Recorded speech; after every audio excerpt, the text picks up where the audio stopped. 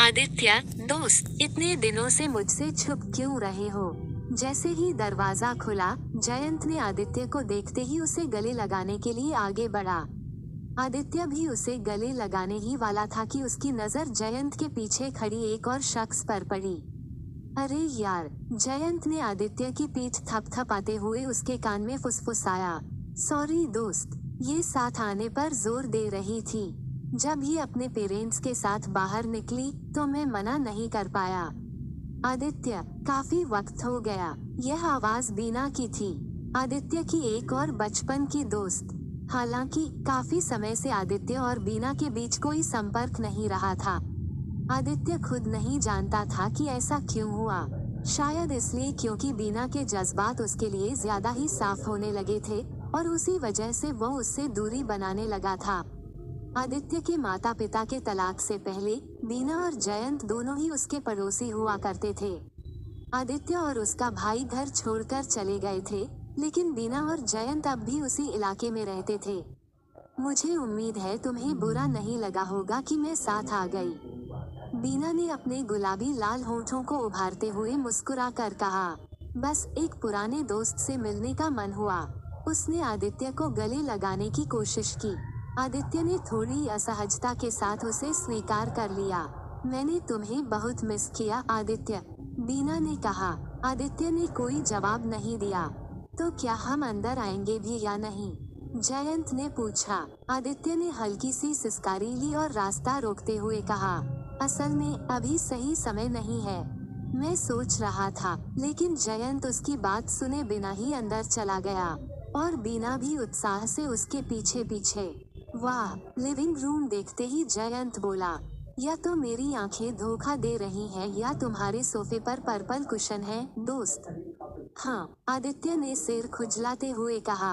असल में श्राव्या ने आदित्य के पुराने बैचलर पैड को थोड़ा सा फेमिनिन टच देने की ठान ली थी और आदित्य को इससे कोई दिक्कत नहीं थी।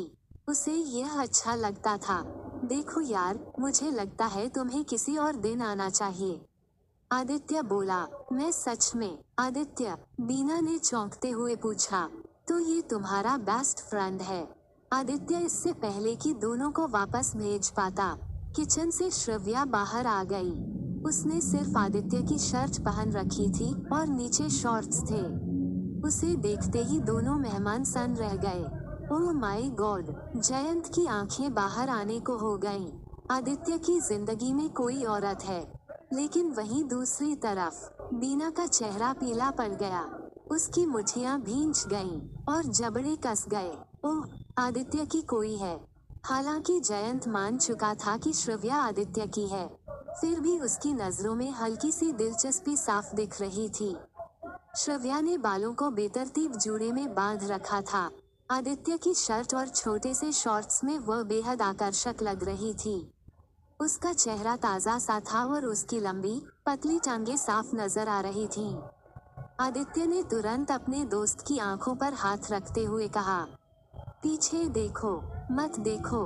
फिर उसने अपनी नजर पत्नी पर डालते हुए कहा, स्वीट हार्ट, हमारे मेहमानों के लिए कुछ ठीक ठाक पहन लो। श्रव्या को समझते देर नहीं लगी। वह जल्दी से मास्टर बेडरूम की तरफ भागी और खुद को ढक लिया। क्या? जयंत ने तीसरी बार पूछा।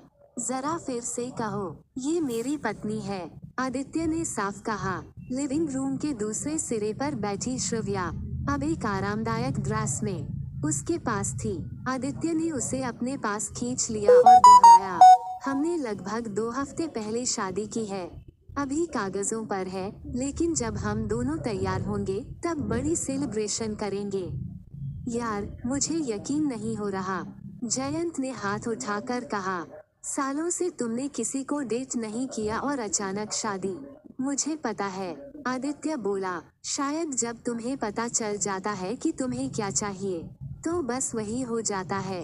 उसने श्रव्या को और कसकर थाम लिया, जैसे जताना चाहता हो कि उसे कोई पछतावा नहीं। उधर श्रव्या का दिल जोर जोर से धड़कने लगा।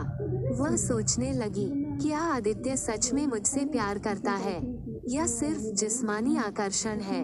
लेकिन इससे पहले कि वह आगे सोच पाती, लेकिन आदित्य, ये है कौन? बीना की आवाज में छिपा हुआ मतलब साफ था। श्रव्या ने उसकी तरफ आंखें तरेरी। बीना भी गोरी थी, लेकिन ज्यादा फैशनेबल। परफेक्ट नेल्स, मैच करता लिपस्टिक, बैग और जूते। बीना, कितनी बार कहूँ? आदित्य ने झुंझलाहट में कहा। ये मेरी पत्नी है, मुझे समझना चाहिए आदित्य।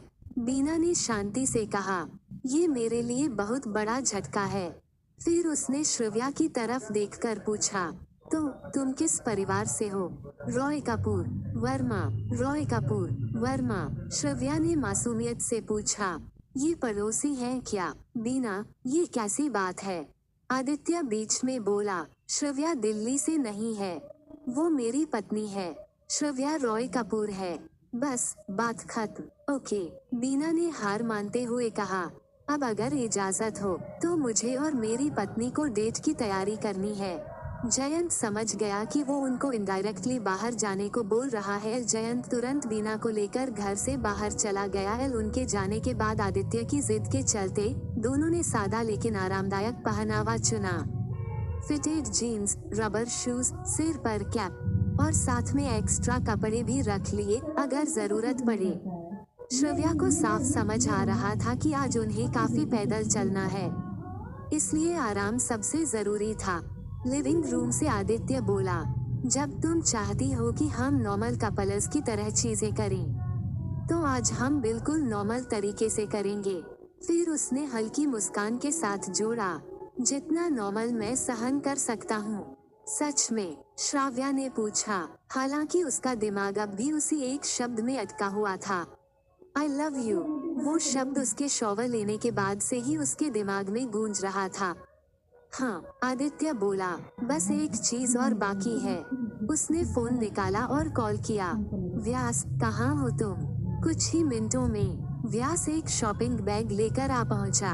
हमेशा की तरह वो बहुत ज्यादा बोल रहा था। पूरे 15 मिनट बर्बाद करने के बाद उसने आखिरकार बैग आगे बढ़ाया। लीजिए सर, जैसा आपने कहा था।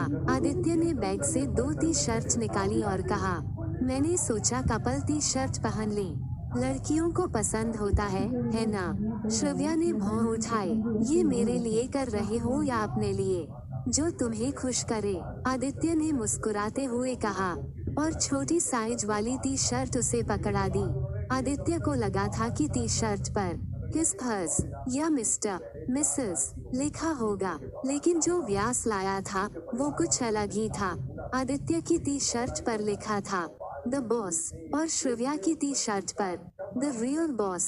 श्रव्या जोर से हंस पड़ी और व्यास को थम्स अप दे दिया। अच्छा लगा ये जानकर कि मेरे पास इतना लॉयल सब्जेक्ट है, उसने मजाक में कहा। आदित्य ने हल्की सी सिसकारी ली, लेकिन श्रव्या की मुस्कान देखकर वो टी शर्ट पहनने को तैयार हो गया। शायद इस रिश्ते में वो सच में रियल बॉस ही थी।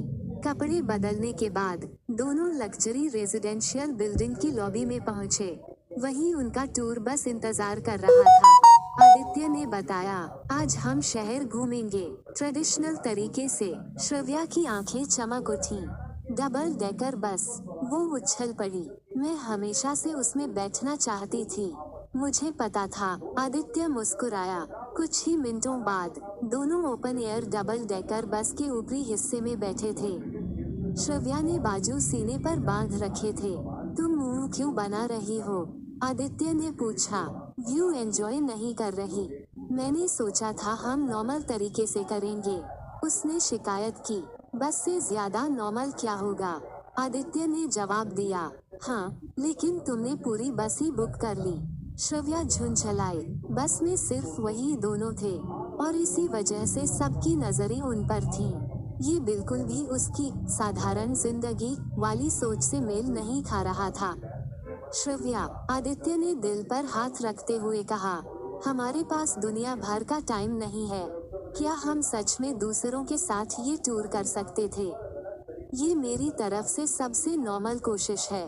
फिर मुस्कुराकर जोड़ा, अगर मेरे हाथ में होता तो हम स्पोर्ट्स कार में घूम रहे होते। श्रव्या ने गहरी सांस ली। शायद नॉर्मल और आदित्य एक ही वाक्य में नहीं आ सकते। उसने आदित्य को साइड से गले लगाया और उसकी ओर देखकर हल्की मुस्कान के साथ कहा, मैं जानती हूँ। Thank you, Aditya. बाकी दिन दोनों ने शहर के मशहूर टूरिस्ट स्पॉट्स देखे। Lal Qila, Parliament Square, India Gate, Qutub Minar, Jantar Mantar. Parks में टहलते हुए उन्होंने ढेर सारी तस्वीरें ली, कभी एक दूसरे की तो कभी साथ में। शाम 5 बजे आदित्य उसे एक खूबसूरत वेस्टर्न रेस्टोरेंट ले गया। कैंडल लाइट डिनर, रस्टक लेकिन क्लासी इंटीरियर्स, और आखिरी पड़ाव लोटस टेम्पल। इस बार श्राव्या को कोई हैरानी नहीं हुई कि आदित्य ने वहां भी स्पेशल अरेंजमेंट कर रखे थे। पूरा कैप्सूल सिर्फ उनके लिए, पूरी रात के लिए बुक। रोमांस अपनी चरम सीमा पर था। श्राव्या सेल्फी ले रही थी जब आदित्य ने उसके गाल पर हल्का सा किस कर दिया। वो हंस पड़ी। मेरे गाल तुम्हारे किसे से भीग जाएंगे, आदित्य। तुम हर घंटे दोनों तरफ किस करते हो, सोते वक्त भी या तो गाल या गर्दन। आदित्य ने उसकी कमर थामे रखी, होठों पर शरारती मुस्कान के साथ बोला, मैं खुद को रोक नहीं पाता। फिर उसने उसके होंठ चूमे और कहा, मैं तुमसे ऐसे ही प्यार करता हूँ। फिर वही शब्द, फिर वही आई लव यू। श्राव्या कुछ सेकंड चुप रही। उसने सुबह की बातें याद की। अब शायद सवाल पूछने का सही समय था। आदित्य की बाहों में रहते हुए, शहर की रोशनी देखते हुए, उसने गला साफ किया और कहा, तुम जो कहते हो ना आदित्य, वो मुझे सोचने पर मजबूर कर देता है। अगर मैं ज्यादा समझदार होती तो कहती कि तुम मुझसे पागलों की तरह प्यार करते हो। उसने हल्की हंसी जोड़ दी ताकि बेताबी जाहिर न हो। 2 सेकंड का सन्नाटा, बस कैप्सूल की हल्की चरमराहट। फिर आदित्य बोला, सॉरी श्राव्या, शायद मैं साफ नहीं बोल पाया। शायद यही तुम्हें रोक रहा है। श्राव्या घबरा गई। अच्छा, बुरा, इतनी जल्दी प्यार, 1 महीने में, या बस क्रूज के बाद के 2 हफ्तों में? आदित्य ने उसे अपनी ओर मोड़ा। उसकी आंखें पहले कभी इतनी गंभीर नहीं थीं। इस दुनिया में, उसने कहा, तुमसे ज्यादा मैं किसी को नहीं चाहता। जब से तुमसे मिला हूँ, कोई और मायने ही नहीं रखता। श्राव्या का दिल जोर जोर से धड़कने लगा।